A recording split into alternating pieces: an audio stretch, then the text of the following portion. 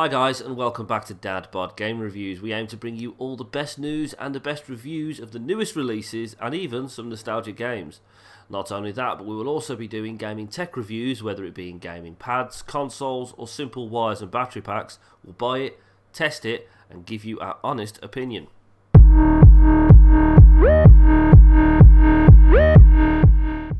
Hi guys, and welcome to my review of Resident Evil 2, the remaster, and I'm going to go straight with it. This game is awesome, absolutely brilliant, best game I've played of 2019 so far. This is a masterclass of a game. This game literally does everything it wanted to do from the second it was created. This game is fantastic, and big credit to Capcom for giving out free DLC that's planning on coming with extra story modes. That is a fantastic idea. They could have so easily monetized the crap out of this, like others. I'm not going to mention EA or Bethesda, but they could have, and I'm so glad that they did. And this game is fucking brilliant. It is absolutely terrifying at moments, and you will end up shitting yourself more times than I could possibly imagine. On one of my playthroughs, I was walking through a dark corridor and a couple of zombies came around the corner, and Mr. X fucking smashed my face in. And I tell you what, the original soundtrack, which is equally as terrifying, if not more terrifying than the new soundtrack, is better than the new remastered version they put in.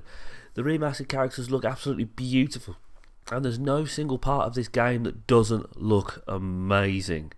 The one thing that pissed me off is you have to pay a couple of quid to get the original Resident Evil 2 voiceover at the start. That was a bit pissy. Resident Evil 2. But you are talking to someone who did play the original Resident Evil 2, and I have to admit this game does a brilliant homage to the original, and it so captures the way you felt. You play as two characters, either Leon or Claire, and the campaigns last roughly about 6 to 7 hours respectively. And yeah, there's a lot of backtracking involved, and you will get stuck occasionally. But the one thing I will say is about this game is, don't feel that you can't pick a walkthrough up. Now, I played the original game.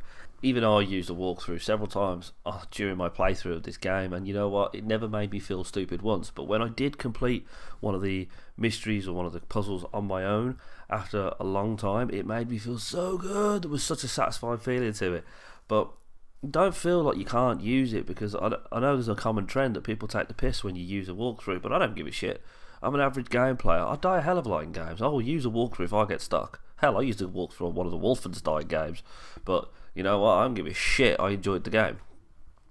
Once you finish the campaign with, say, Leon or Claire, and you go to the second one and you play with, again, the other person, either Claire or Leon, this isn't just another game plus one. This isn't the same mission choices. You actually get to see the same mission from a different perspective, and you know what? It's brilliant. It works.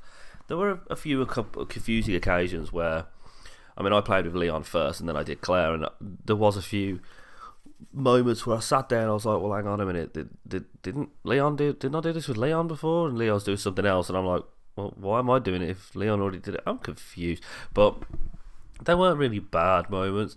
There is not many negatives I could draw to this game, and the one thing I will say about this game is the fact that the only negative I can think of is there was a lot of backtracking. But what you got to remember is this game come from what was originally a PlayStation game, an original PlayStation game, and it came from a time where level designs were small, and to create a massive game, they had to do a lot of backtracking.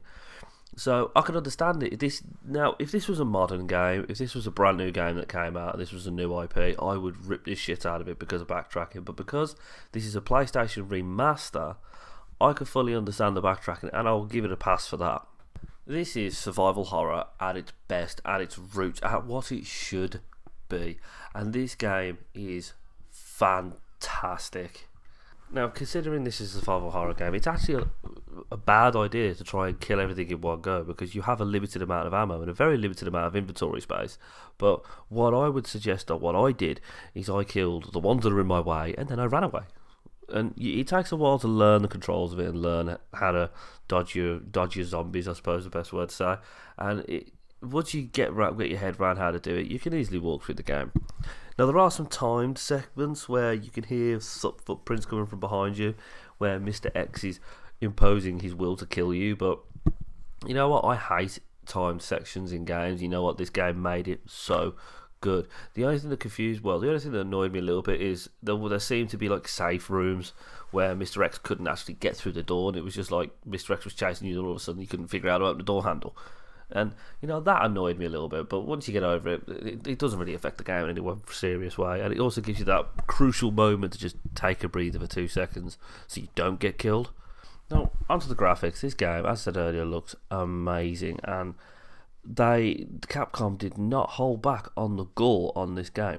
Seriously, there are some moments where faces get ripped apart. There are moments where if you get double teamed by zombies, they'll rip your intestines out. You will watch as they eat your own intestines, and it's so gruesome, but it's brilliantly done.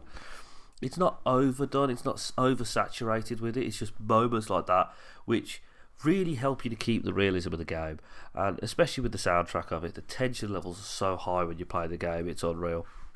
My only real negative with this game is the fact that Capcom never fleshed out the story anymore. They had a really good chance of dragging the story out and really extending the longevity of the story, and they did it in bits in places, but they didn't really go deep on it. I think they didn't want to ruin the initial experience of what people remember Resident Evil 2 being, but I think this would have been a perfect opportunity to really break the fans' concentration, because you got to remember, people like me that have played it, we knew what was coming around the corner, we knew what was coming, we knew what was there in a way, but it would have been a good way of just throwing a curveball, throwing all the original players off track, and us like just sitting there being, oh fuck no, that's new, and really get to the edge of that seat. And they did it in a few places, they did it in a few things, and I remember a couple of times I was playing the game and a curveball got thrown, and I sat up and I was like, shit, oh that's fucking new, oh crap, gotta concentrate now.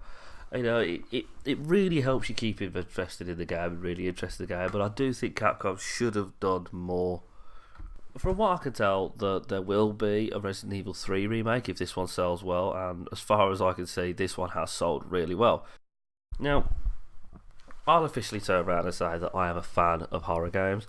I do love my horror games, but I did get bored with zombie games because there's so many there's so many coming out this year, and there's so many being played. You get bored of that genre, but this feels refreshing in a weird way, even though it's an old game. It feels refreshing to see a zombie game done right, and that's why I'm going to give this game a wholehearted, my highest score yet, a 9 out of 10. It's a game that's so beautiful to play and so beautiful to be in that you get lost in it, and there are moments where people that haven't played the original games, they will end up going on Wikipedia and looking at the lore and being like, what's this, what's that, but that's not a detraction from the story. That's a good thing. That's a good thing. If you can get more fans into it, that's a brilliant thing. Now, I firmly believe that Resident Evil will do it again, but I loved Resident Evil 7, and I do hope that they do something along the Resident Evil 7 lines, because that was the freshest one they've done yet. So, I do hope they do something like that, because that would be a shame if they didn't. Okay guys, well I hope you like this video, and don't forget to subscribe to the page, like, share, do what you normally need to do, and make sure you click that bell icon, because as I said in my last few videos, we have a mystery box and tech review giveaways next month. Really excited about those, can't wait to give them across to you. Right, we're also on Twitter, I have a Facebook page as well. You can catch me on those at any time, and you can message me, talk to me, ask me any questions about the channel, or give me some advice if you feel like I'm missing something in my channel or something needs to be worked out. Just give me drop me a message, and I'll quite happy to listen. Okay guys, well I'll see you on the next review. Bye guys.